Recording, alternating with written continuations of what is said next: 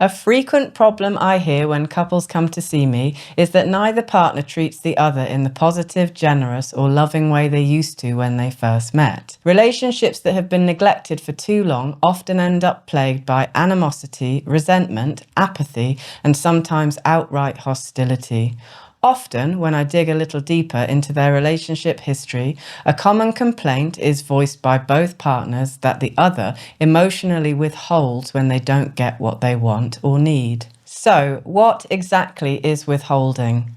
Withholding is an expression of conditional love whereby the withholder refuses to provide their partner with an emotional or physical need unless certain conditions are met. It's a control tactic in retaliation to a partner's failings, whether real or imagined. Examples of withholding might be stonewalling or the silent treatment, withholding sex or physical affection, refusing offers of physical affection, failing to celebrate your partner's achievements, avoiding deep or meaningful conversations, withholding verbal expressions of love or affection, refusing to comfort your partner in times of need. It's important to say that when it comes to withholding, it's not just the big stuff. It's also the smaller signals like your body language or being slightly cold or dismissive. It's avoiding looking at your partner when they are talking or rolling your eyes.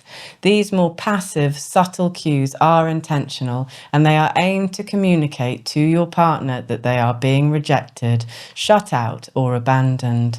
Make no mistake, they are toxic and abusive and are therefore harmful to the relationship. If you recognize any of these behaviors in yourself or in your partner, then this video is for you, so please keep watching. Withholding is usually a learned behavior acted out by people from families where expressing emotion was discouraged or punished, a kind of freeze response. It might also be a response to trauma or a form of self-protection in people who find it hard to be vulnerable. It's always, however, a conscious and deliberate means to exert power, and it has no place in a mature and loving adult relationship.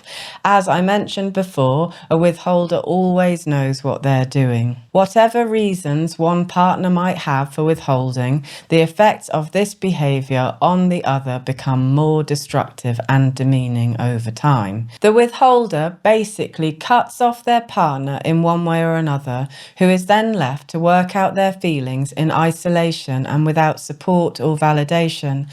I've heard this described as a quiet life of desperation. This is surely not what we want for our lovers. When both partners engage in the act of withholding, a vicious cycle begins which can be very hard to break. It's the silent treatment due to no sex and no sex due to the silent treatment. It's both partners feeling their punishments are justified.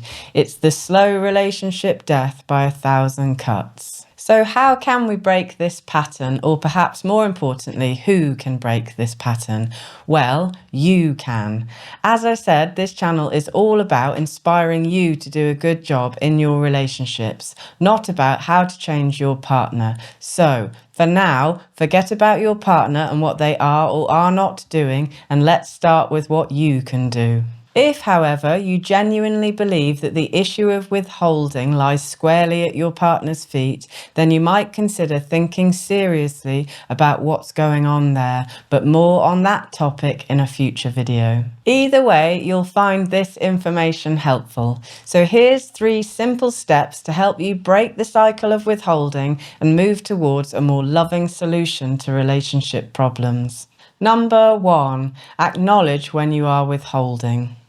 If you are engaging in withholding behavior, then admit to yourself that you are doing it and that the only person that can change your behavior is you. It would also be helpful to understand why you withhold. You might consider getting some therapy or at least do some reading to address any underlying causes. It's probably not your fault that you've developed this tactic, but it is your responsibility to change. Have compassion with yourself, but become willing to do some work. Number 2, communicate clearly and forgive quickly.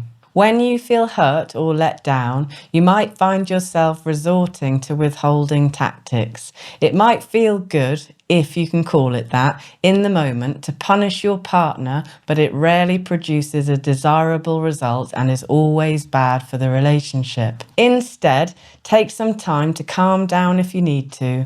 Allow yourself to be vulnerable and gather the courage to clearly express what is really upsetting you. Be respectful, but be direct. Repeat yourself as often as you need to, if necessary. We're going for assertiveness, not aggression here. Rather than blaming your partner, use I statements. For example, I feel upset that we haven't been out on a date night for over 6 months, even though you promised we would. From that point, of course, you have no control over how your partner will respond, but at least you've expressed your complaint clearly and maturely. If your partner responds negatively, it's important to hold to your boundaries. It might take a while for your new approach to have a noticeable impact. Be patient. Change is a process and often doesn't happen overnight. If they offer an explanation or an apology, then thank them, forgive them quickly, and move on. Number 3, be generous in meeting your partner's needs. Generosity in relationships is the exact opposite and the antidote to withholding. Humans are naturally reciprocal by nature. When someone gives, it's natural to want to give back. It's hard to hold a grudge or be hostile towards a romantic partner who's being consistently kind and generous, providing we're dealing with a generally decent and empathic partner, of course. So, folks, this is about practicing generosity for generosity's sake, because being generous is loving and it's good for our relationships. This isn't about being motivated by personal gain or giving in an attempt to get. Playing tit for tat or point scoring is just replacing one form of controlling behaviour with another, and that's not what we're hoping to achieve here. Whatever pleases your partner or makes them feel loved and cared for, do that. What we're talking about here is the practice of leaning into your partner and becoming truly caring about what they need and enjoy, rather than abandoning them emotionally, leaving them starving and desperate, and ultimately causing them suffering. Big or small, find ways of consistently communicating care, love, loyalty, and commitment to your mutual well-being. Make a habit of building each other up rather than tearing each other to pieces. It's also worth saying that withholding is profoundly bad for us personally. It's impossible to truly value who we are if we are not generous with those we profess to love. Conversely, and obviously, the opposite is true of being generous. When we give to those we love, we feel good about who we are. It's how we are supposed to live. End of story. If your partner has a problem with withholding, it is important to work out why. This is a complex issue and requires serious consideration and perhaps professional help. I'll be addressing this issue in an upcoming video, and I'm looking forward to outlining some possible reasons your partner might be acting this way consistently. Okay, now for a message to new subscribers. Firstly, thank you for joining me. This is a new channel and I'm just finding my feet, so I do appreciate every one of you. It's really good to know that you're there. Last week, I posted a video about men's needs in marriage and how they withdraw from their wives if they aren't met. Hundreds of you responded with heartbreaking stories about the loneliness, frustration, and desperation you're feeling. The common story amongst these comments was that your wives know what you need and that as far as you can tell, they simply don't care.